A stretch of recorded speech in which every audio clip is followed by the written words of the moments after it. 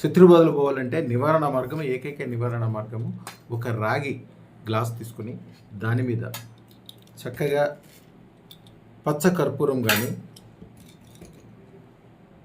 కర్పూరం బిళ్ళలు కానీ వేసి వెలిగించి తర్వాత దాని మీద బొగ్గులు కానీ లేదా ఆవు పిడకలతో కానీ కొద్ది మంట రాజేసుకోవాలి. తర్వాత సహస్రార మంత్రం ఓం స్మరయోం సహస్రార మమ శత్రుం నాశయ నాశయ హూం ఫట్ స్వాహ ఈ మంత్రం 108 సార్లు చదువుకుని తర్వాత 108 సార్లు దీని మీద వేస్తూ ఉండాలి. తెల్ల ఆవాలు. శత్రువులు అప్పటికప్పుడే నశించిపోతారు. శత్రువులు అంటే మనకుండే శత్రువులు, మనకు ఉండే బ్యాడ్ అలవాట్లు కావచ్చు, టైం కలిసి రాకపోవడం కావచ్చు, చెడు కావచ్చు, అన్నీ ఏదైతే మనం చెడుగా భావిస్తామో అన్నిటిని కూడా సహస్రార హూం ఫట్ అనే మంత్రం, అది అద్భుతమైన మంత్రము. సర్వశత్రువుల్ని తక్షణం నాశనం చేస్తుంది. అది మనుషులు కావచ్చు, దేవతలు కావచ్చు, దెయ్యాలు కావచ్చు, ఎవరైనా సరే అప్పటికప్పుడే.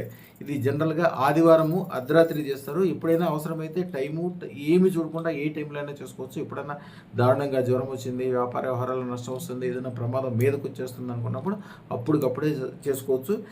ఈ సహస్రార మంత్రం అద్భుతమైనది. ఈ ప్రయోగం చేసేటప్పుడు మీ శత్రువుల యొక్క పేర్లు తలుచుకోండి, మీ బాధల యొక్క పేర్లు తలుచుకోండి, తక్షణం తీరిపోతాయి. శుభం భూయాత్.